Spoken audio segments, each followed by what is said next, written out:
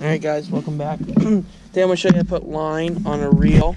This is an open face. The closed faces, I don't know how to do that, so yeah. I'm using 50-pound braid. I use this on all my rods. And so yeah, I'm going to show you how to do it. So I'm going to come back and I'll have my head mount on, so. Alright guys, I don't know if you're going to be able to see this, but I got my rod here, and I have my line. So I'm going to take out some line and start to feed it down through all the eyes.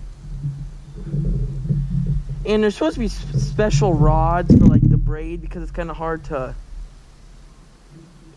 get to start to like hold on to the reel down here. So I mean, you got to kind of ease it on when you first put it on.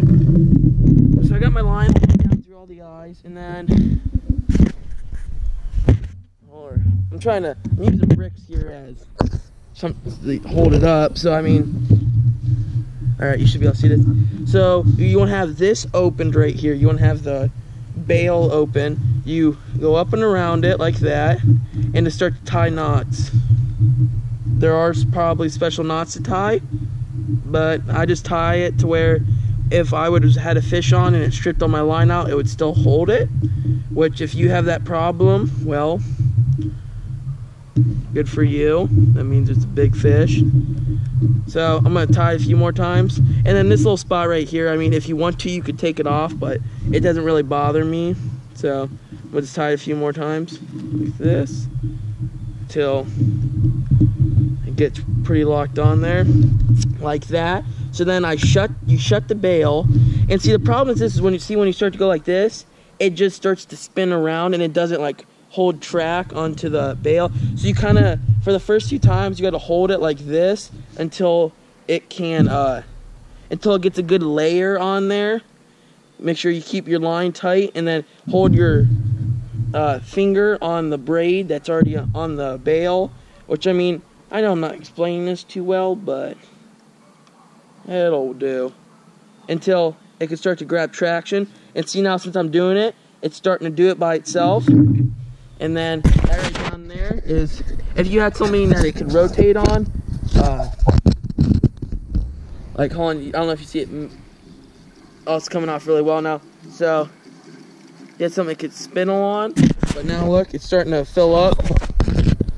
See, like I said, I can't really see what you guys are seeing, but then since I got it to start to go now, you just keep on doing it. And my thing just fell off, but I don't really care. And I'm gonna put a good layer on. You don't want to fill all the way up to where it starts to overflow on it, but you want to get it pretty good.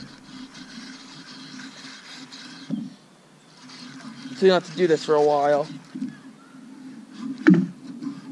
Oh, my thing fell off the table.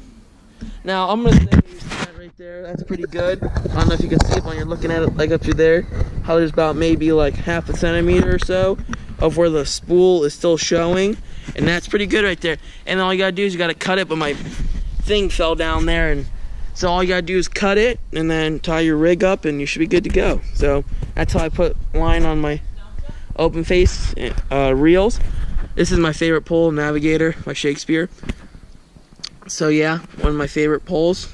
Also a good one's the Ugly Stick, but this is my first one I ever got, and so yeah, this is how I like it, and this is how I put on line on my poles. So I hope you guys enjoyed.